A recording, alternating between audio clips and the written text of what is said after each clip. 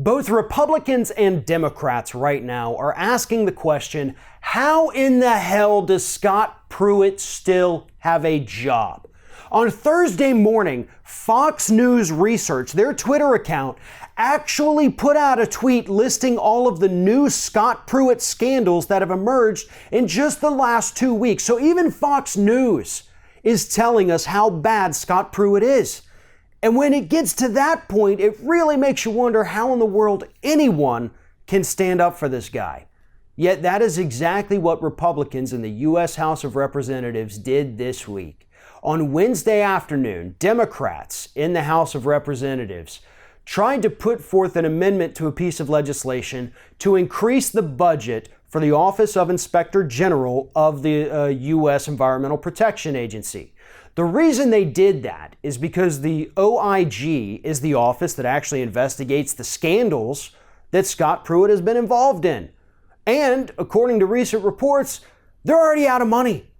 They don't have enough money to not only not investigate all of the new scandals that have come out from Scott Pruitt, but they can't even fully investigate the old scandals that erupted last year. So the Democrats wanted to give them an extra $12 million. That's it, $12 million. Small amount for a government that pulls in billions, right? Well, Republicans on the committee where this amendment was put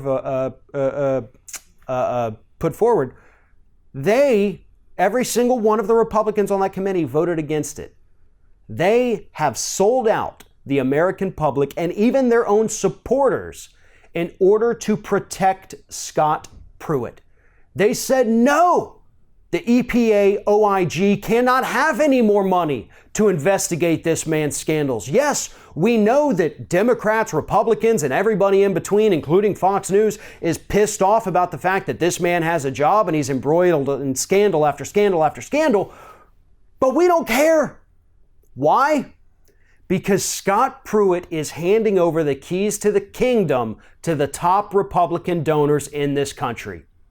Oil companies, chemical companies, other polluters out there, refineries, everybody who gives a ton of money to Republicans, even pharmaceutical companies actually, everybody who gives a ton of money to Republicans is getting everything they wanted from Scott Pruitt. So why would Republicans risk, hurting their own donors? Here's the thing though, even if we get rid of Scott Pruitt, what's that going to do? It's going to get rid of the scandals, maybe.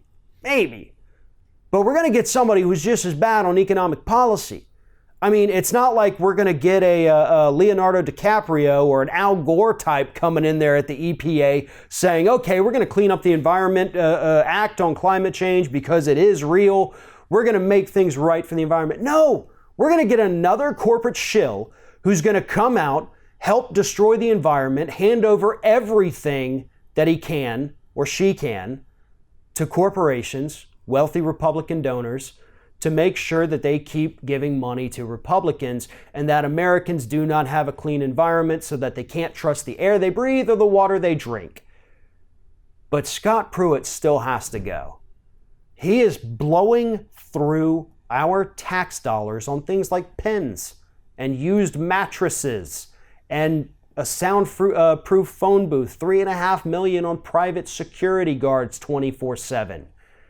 When it gets to the point when you have groups, including Fox News, calling you out for your massive nonstop scandals, then it's time for the Republicans in Congress to wake up and stop protecting this jackass.